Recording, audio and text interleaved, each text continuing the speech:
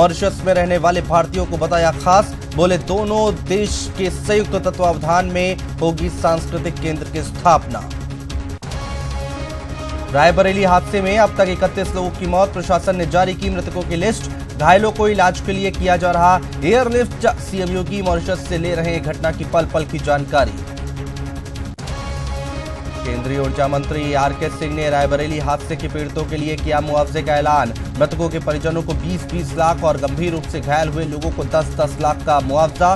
केंद्रीय मंत्री अनुप्रिया पटेल और कांग्रेस उपाध्यक्ष राहुल गांधी ने भी जाना पीड़ितों का हाल। प्रदेश में कांग्रेस को लगा बड़ा झटका। पूर्व कांग्रेस नेता जयेश प्रसाद और उनकी पत्नी ने बीजेपी का थामा दामन। केंद्रीय मंत्री जितेंद्र प्रसाद के भाई हैं जयेश, 4 बार लोकसभा और 1 बार राज्यसभा के रह चुके हैं सदस्य। वाराणसी में बाबतपुर एयरपोर्ट अथॉरिटी के खाते से टप्पेबाजी का मामला आया सामने। फर्जी साइन और जाली चेक से पार किए 18,23,000 रुपए। अज्ञात लोगों के खिलाफ मामला दर्ज, जांच में जुटी पुलिस। बदायूं में इनामी बदमाश ने पुलिस पर की फायरिंग। बदमाश की फायरिंग में एसओजी इंस्पेक्टर समेत एक सिपाही को लगी गोली। पुलिस घेराबंदी के बाद बदमाश को भी लगी गोली। मेरठ में डबल मर्डर की वारदात से सनसनी। बदमाशों ने डेयरी संचालक और नौकर की गोली मारकर की हत्या। पुलिस मामले की जांच में जुटी। आगरा में बाइक सवार बदमाशों ने व्यापारी को मारी गोली। व्यापारी अस्पताल में भर्ती। बदमाशों की भागते समय की तस्वीरें सीसीटीवी में हुई कैद। और गाजियाबाद परिवहन प्राधिकरण का बड़ा फैसला। पार्किंग के पहले एफिडेविट देना हुआ अनिवार्य। नोएडा, गाजियाबाद, गौतम बुद्ध नगर, एनसीआर में पार्किंग से पहले देना पड़ेगा एफिडेविट। बिना पार्किंग एफिडेविट के नहीं होगा गाड़ी का रजिस्ट्रेशन। नमस्कार, स्वागत है आपका। मैं हूं आपके साथ अनुज श्रीवास्तव। बुलेटिन की शुरुआत करते हैं। सीएम योगी मॉरिशस यात्रा पर हैं। मॉरिशस के 183वें अप्रवासी दिवस के कार्यक्रम में सीएम योगी ने लोगों को संबोधित किया। सीएम योगी ने कहा कि भारत और मॉरिशस के बीच बहुत पुराना और गहरा नाता रहा है और दोनों देशों के संबंधों में भारतीय मूल के लोगों का विशिष्ट स्थान है। मुख्यमंत्री योगी आदित्यनाथ ने कहा कि मॉरिशस के लिए भारत ने ओसीआई कार्ड के लिए प्राथमिकता दी है। सीएम योगी ने मॉरिशस में ऐलान करते हुए कहा कि दोनों देशों के संयुक्त तत्वावधान और भावनात्मक संबंधों को देखते हुए वाराणसी में सांस्कृतिक केंद्र की स्थापना होगी।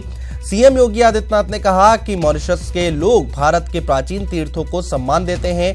सीएम ने कहा कि मॉरिशस के लोगों के लिए भी पतित पावनी मां गंगा पवित्र है।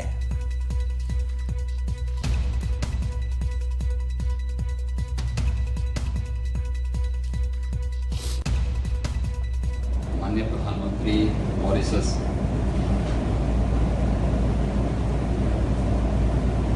श्रीमान प्रवीण कुमार जगन्नाथ जी का हृदय से धन्यवाद करता हूं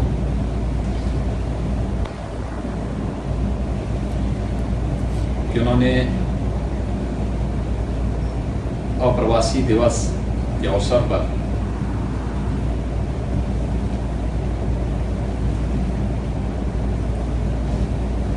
भारतीय समुदाय का स्मरण किया और भारत के इस उच्च स्तरीय डेलीगेशन को विशेष रूप से यहाँ पर आमंत्रित किया है।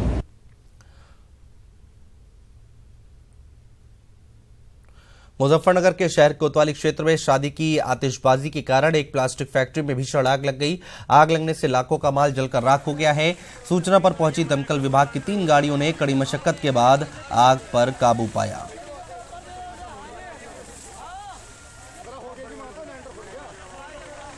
तस्वीरें आप देख पा रहे हैं अपने टेलीविजन स्क्रीन पर। ईटीवी एक्सक्लूसिव तस्वीरें हम आपको दिखा रहे हैं। मुजफ्फरनगर की आतिशबाजी से फैक्ट्री में लगी आग। आप तस्वीरें देख सकते हैं आग कितनी भयानक लगी है। शहर कोतवाली क्षेत्र में शादी की आतिशबाजी के कारण एक प्लास्टिक फैक्ट्री में भीषण आग लग गई। ईटीवी एक्सक्लूसिव तस्वीरें लगातार हम आपको दिखा रहे हैं।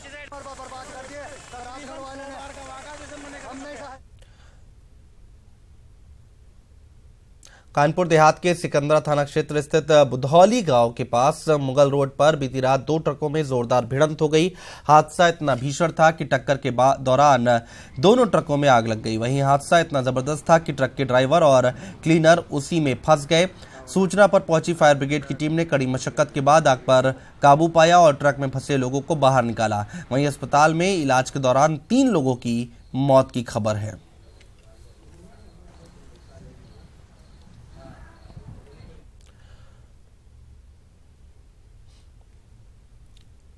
बुधवार को रायबरेली के ऊंचाहार पावर प्लांट में 500 मेगावाट की यूनिट नंबर 6 में बॉयलर की पाइप फटने से अब तक 31 लोगों की मौत हो गई है। कल देर रात हादसे में झुलसे एजीएम की मौत हो गई है और 50 से ज्यादा मजदूर घायल हुए हैं, जिनका अस्पताल में इलाज जारी है। प्रदेश सरकार ने मृतकों के परिजनों और पीड़ित मजदूर और उनके परिवार को हर संभव मदद का भरोसा दिलाया है। वहीं हादसे को लेकर 3 सदस्यीय जांच टीम बनाई गई है, जिसमें एग्जीक्यूटिव इंजीनियर, क्षेत्रीय एग्जीक्यूटिव डायरेक्टर को समिति का अध्यक्ष बनाया गया है। दूसरे प्लांट के जीएम, ऊंचाहार पावर प्लांट के मैकेनिकल इंजीनियर इसके सदस्य बनाए गए हैं। जांच टीम 30 दिन में केंद्रीय ऊर्जा मंत्रालय को अपनी रिपोर्ट सौंपेगी।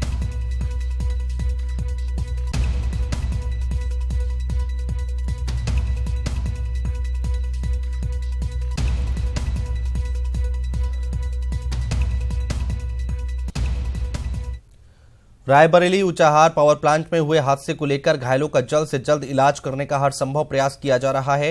हादसे को लेकर केंद्रीय ऊर्जा सचिव ने रक्षा सचिव से बात कर पावर प्लांट में झुलसे लोगों को एयरलिफ्ट करने के लिए वायुसेना की मदद ली जाएगी। दिल्ली के बड़े अस्पतालों में झुलसे लोगों का इलाज होगा। वहीं आपको बता दें कि गुरुवार को 7 लोगों को एयरलिफ्ट करके एयर एम्बुलेंस से दिल्ली के सफदरजंग अस्पताल पहुंचाया गया। सफदरजंग अस्पताल में सभी घायलों का इलाज चल रहा है।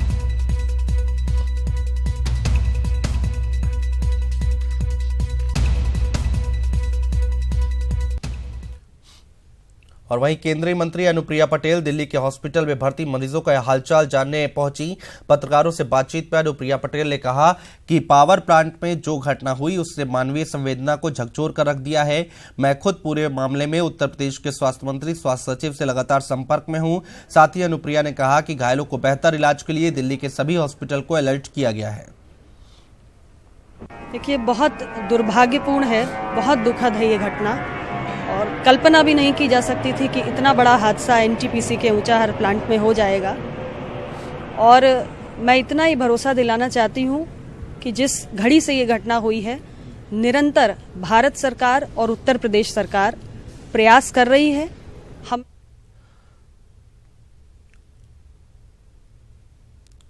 रायबरेली के ऊंचाहार पावर प्लांट में हुए हादसे के बाद वहां नेताओं का जमावड़ा लग गया। कांग्रेस से लेकर सत्ताधारी नेताओं ने दौरे किए और हर बार की तरह इस बार भी विपक्ष ने जांच की मांग की, तो सरकार ने जांच कराने की बात कही है।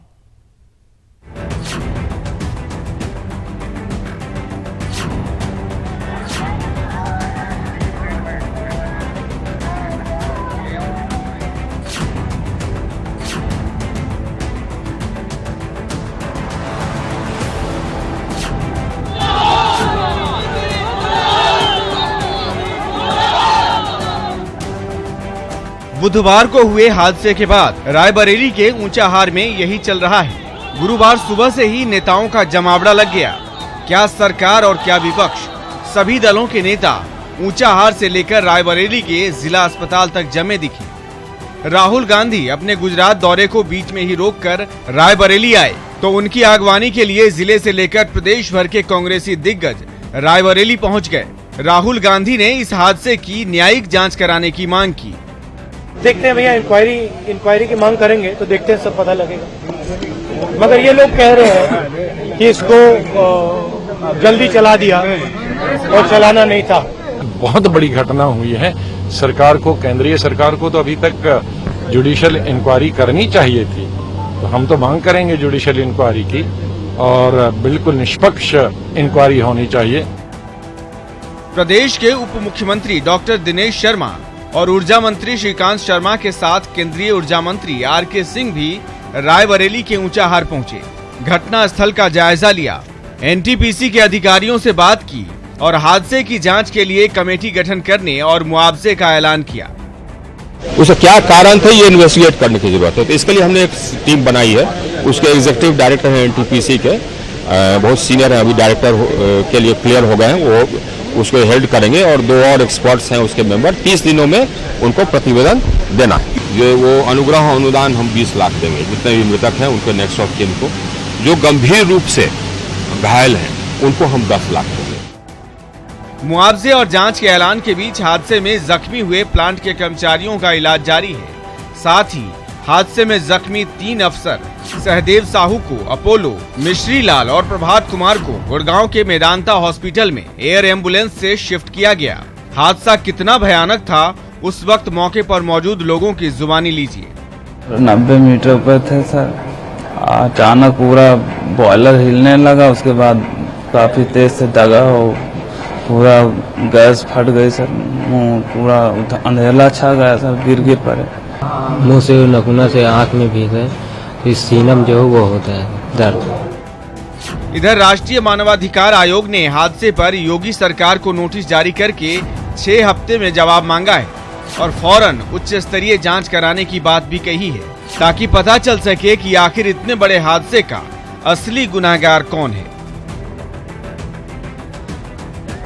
Bureau report, ETV news. और लखनऊ से बड़ी खबर आ रही है। एनटीपीसी हादसे को लेकर बड़ी खबर है। ईटीवी पर बॉयलर के अंदर माइनस में रहने वाला वैक्यूम प्लस हो गया। वैक्यूम प्लस होने से बॉयलर और बॉटम ऐश फटता है और वैक्यूम प्लस होने पर भी एनटीपीसी में मशीनें चलने दी गई। ऑक्सीजन कम होने पर क्यों नहीं की गई अतिरिक्त व्यवस्था। एनटीपीसी हादसे को लेकर बड़ी खबर है ईटीवी पर। TTT turbulence time and temperature आखिर कैसे फेल हुआ। क्रिंकर फॉर्मेशन होने पर प्लांट की मशीनों को क्यों नहीं बंद किया गया। 500 मेगावाट की मशीनें अंडरलोड 200 मेगावाट पर चल रही थी। 200 मेगावाट मशीन के लिए 137 टन प्रति घंटा कोयला चाहिए। एनटीपीसी में सेफ्टी डिवाइस की अनदेखी क्यों की गई, ये एक कुछ सवाल है। बड़ी खबर हम आपको बता रहे हैं इस वक्त की लखनऊ से आ रही है। लापरवाही से हुआ ये बड़ा हादसा अपने आप में एक बड़ा सवाल। ऋषभ मणि त्रिपाठी हमारे साथ लाइव जुड़ चुके हैं ज्यादा जानकारी के साथ। ऋषभ मणि, यहां पर एनटीपीसी में सेफ्टी डिवाइस की अनदेखी क्यों की गई, ये अपने आप में एक बड़ा सवाल है। और क्या कुछ जानकारी इनपुट्स मिल पा रहे हैं, क्या कुछ अपडेट है आपके पास?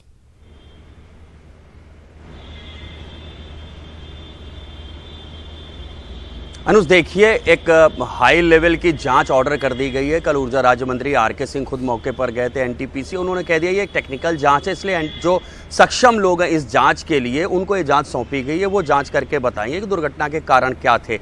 लेकिन जो एक प्रारंभिक जांच से हमें जानकारी मिल रही है उसके मुताबिक जो फ्लाई ऐश इवैक्यूएशन था उसकी वजह से ये हादसा हुआ है। जो वहाँ पर राख इकट्ठी हो जाती है वो इतनी इकट्ठी हो चुकी थी, उसको निकालने का कोई इंतज़ाम नहीं हो पाया था, जिसके प्रेशर के चलते वो पाइप फटा हुआ जो बॉयलर को कनेक्ट करता था, जिसमें करीब 250 से 300 डिग्री तक का टेम्परेचर होता है।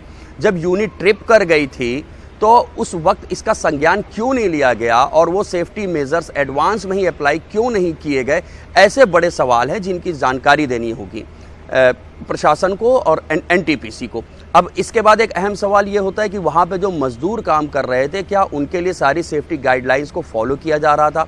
वहाँ पर ये सारे मरीज जो घायल हैं इसमें ज़्यादातर कॉन्ट्रेक्चुअल बेसिस के मजदूर हैं, बिहार के हैं, झारखंड के हैं, कुछ उत्तर प्रदेश के अलग अलग ज़िलों के हैं। उनको प्रॉपर आईडी कार्ड दिया गया था, क्या उनके लिए प्रॉपर सुरक्षा के इंतज़ाम थे, इन सवालों का भी जवाब देना होगा। किस हड़बड़ी में थी एनटीपीसी के ये यूनिट जब सेट कर लिया गया था कि 2019 में ही इसका कमर्शियल रन शुरू होगा, तो उससे पहले जो ट्रायल रन था इसके लिए पूरे इंतजामात क्यों नहीं किए गए। ऐसे तमाम खामियां हैं अनुज, जिसका जवाब एनटीपीसी प्रशासन को देना होगा। अब अगली बात हम कर लेते हैं इलाज की। हम इस वक्त यहाँ पर लखनऊ सिविल हॉस्पिटल में हैं। यहाँ जरूर इलाज में सरकार ने तेज़ी दिखाई है। यहाँ पर सरकार की पूरी मशीनरी लगी है। कल देर रात यहाँ से 7 पेशेंट जो गंभीर रूप से घायल थे, करीब 60 to 90% जिनकी बर्न इंजरीज थी, उनको यहाँ से दिल्ली रेफर कर दिया गया है। बाकी मजदूरों का यहाँ पर इलाज चल रहा है। हमारी अभी जो विशेषज्ञों से बात हुई उन्होंने कहा कि हम ये देख रहे हैं कि बर्न कितने सीवियर हैं, वो कहाँ तक हैं, इस लिहाज से हम उनका यहाँ ट्रीटमेंट कर रहे हैं।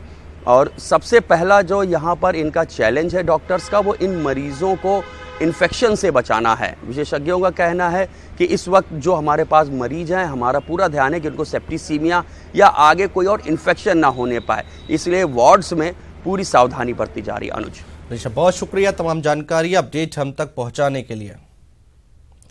तो आपको बता दें, बड़ी खबर है, अहम खबर लगातार हम आपको बता रहे हैं। वैक्यूम प्लस होने से बॉयलर और बॉटम ऐश फटता है। और आपको बता दें कि एनटीपीसी हादसे को लेकर बड़ी खबर है। TTT turbulence time and temperature आखिर कैसे फेल हो गया, ये अपने आप में बड़ा सवाल है। क्लिंकर फॉर्मेशन होने पर प्लांट की मशीनों को बंद क्यों नहीं किया गया, इस तरह के कई सवाल अपने आप में बड़े सवाल पैदा कर रहे हैं। 500 मेगावाट की मशीनें अंडरलोड 200 मेगावाट पर चल रही थी।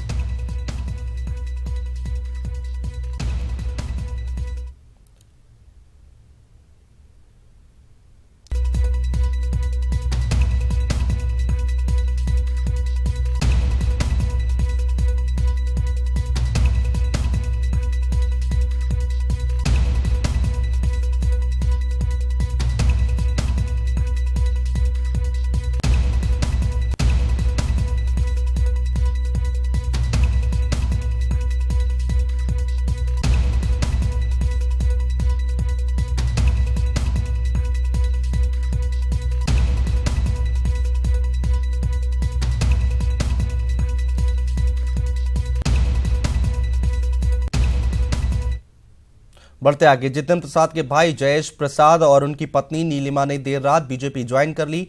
बाकी सियासी दलों के बीच हड़कंप मचा दिया।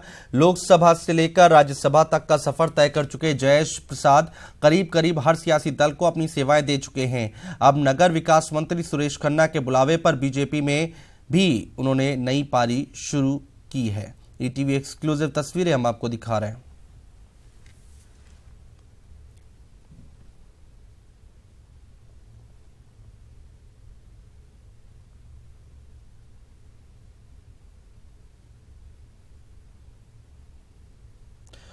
और बीजेपी ज्वाइन करने के बाद जयेश प्रसाद से खास बातचीत की हमारे संवाददाता अनुराग त्रिपाठी ने। राहुल गांधी की कोर टीम के हिस्से रहे जयेश प्रसाद अब बीजेपी में शामिल हो चुके हैं। रातों रात ये ज्वाइनिंग हुई है। लखनऊ का ये बीजेपी हेडक्वार्टर है, जहां की गहमा गहमी आप देख सकते होंगे। जयेश जी हमारे साथ हैं। जयेश जी, पहले बहुत बहुत बधाई आपको बीजेपी में शामिल होने के लिए। ऐसी क्या जरूरत आनी पड़ी कि रातों रात आपकी ज्वाइनिंग हुई है? माननीय सुरेश खन्ना जी हमारे यहाँ के मंत्री हैं और हमारे मार्गदर्शक हैं। उनका निर्देश हुआ, शुरू से जो भी मैंने राजनीति करी है, चाहे जिस भी दल से करा हो, माननीय सुरेश खन्ना जी का मार्गदर्शन और आशीर्वाद हमेशा बना रहा है। आज भी उनके निर्देश पे रातों रात ज्वाइनिंग हुई है। आगे उनकी क्या मंशा है या भारतीय जनता पार्टी क्या मंशा है, इसकी जानकारी मुझे नहीं है, मगर पार्टी जो भी निर्णय लेगी, जो भी कार्य बताएगी, उसको मैं पूरी तरीके से तन मन धन से करूंगा। आप कांग्रेस में काफी मजबूत स्तंभ रहे हैं, लोकसभा में भी रहे, राज्यसभा में भी रहे, पूर्व एमएलसी भी रहे। अब बीजेपी में आप किस तरह की पारी खेलने जा रहे हैं? भारतीय जनता पार्टी का नेतृत्व जो भी कार्य मुझे सौंपेगा, उसको मैं पूरी तरह से, पूरी निष्ठा से निभाऊंगा। आपको लगता है बीजेपी बिल्कुल सही जगह पहुंच गए आप? बिल्कुल, आखिरी पड़ाव यही है और बहुत अच्छा माननीय प्रधानमंत्री जी के कार्यों की बड़ी सराहना हो रही है। माननीय योगी जी के कार्यों से प्रभावित होकर मैंने भारतीय जनता पार्टी का दामन थामा है। जितेंद्र प्रसाद के आप भाई हैं, तो ऐसे में कांग्रेसी का एक ठप्पा भी लगा है, तमाम दलों में वैसे भी आप रहे हैं। बीजेपी में क्या कुछ कर दिखाएंगे? मैंने बताया, जो पार्टी नेतृत्व जिस जगह पे भी मुझे लगाएगी, उस जगह पे पार्टी निराश नहीं होगी। पार्टी नेतृत्व के हिसाब से काम होएगा और पार्टी को मजबूत किया जाएगा। जयेश जी, आपको बहुत बहुत बधाई। और ये जयेश जी थे, और इनके आने से तमाम दलों में हलचल बढ़ गई है, क्योंकि बीजेपी अब काफी मजबूत नजर आ रही है। कैमरामैन संदीप प्रसाद, अनुराग त्रिपाठी, ईटीवी न्यूज, लखनऊ।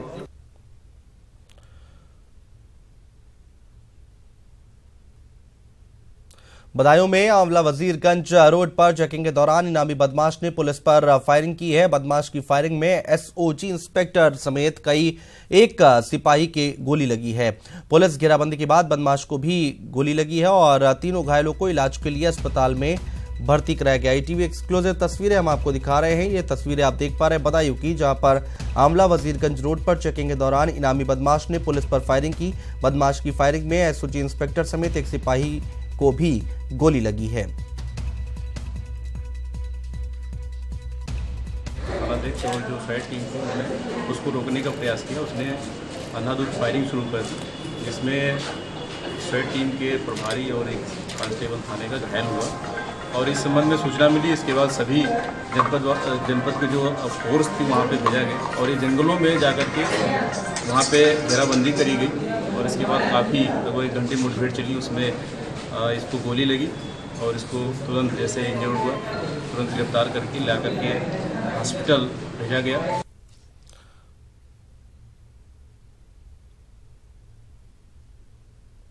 और आगरा में बदमाशों ने रिफाइंड कारोबारी को गोली मार दी, जिससे कारोबारी गंभीर रूप से घायल हो गया। कारोबारी का निजी अस्पताल में भर्ती उनको कराया गया है। बताया जा रहा है कि बाइक सवार 3 बदमाशों ने शत्रुघ्न पंजवानी को गोली मारी और मौके से फरार हो गए। वहीं गोली मारने के बाद भागते समय बदमाशों की तस्वीरें सीसीटीवी में कैद हो गई। फिलहाल पुलिस मामले की जांच कर रही है।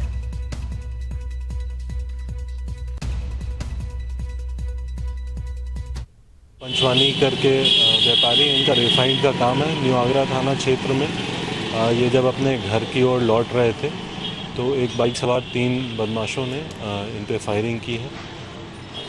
इसके हमें कुछ सीसीटीवी फुटेज भी मिले हैं। मुकदमा दर्ज कर लिया गया और इसकी विवेचना की जा रही है। और खबर वाराणसी से है, जहां जालसाजों ने लाल बहादुर शास्त्री अंतर्राष्ट्रीय हवाई अड्डे के अकाउंट से फर्जी तरीके से 18,23,000 रुपए निकाल लिए। रुपए निकालने की जानकारी जब अधिकारियों को मिली तो हड़कंप मच गया। बुधवार को डिप्टी जीएम फाइनेंस ने हेराफेरी करने वाले अज्ञात लोगों के खिलाफ मुकदमा दर्ज कराया है। जानकारी मिलने पर नई दिल्ली स्थित मुख्यालय से टीम गुरुवार को बाबतपुर हवाई अड्डे पर पहुंची। टीम ने फाइनेंस सेक्शन से जुड़े अधिकारियों को दिन भर उनके साथ पूछताछ और जांच की है। पूरे मामले में एयरपोर्ट के अधिकारी की संलिप्तता की आशंका जताई जा रही है।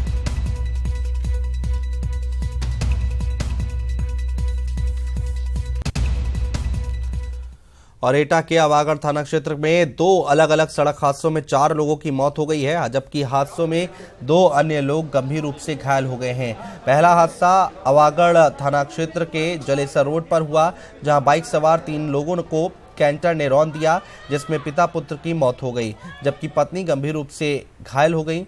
वहीं दूसरे सड़क हादसे में नगला खुसरई के पास साइकिल से जा रहे मां बेटे को ट्रैक्टर ने रौंद दिया, जिससे दोनों की मौत हो गई।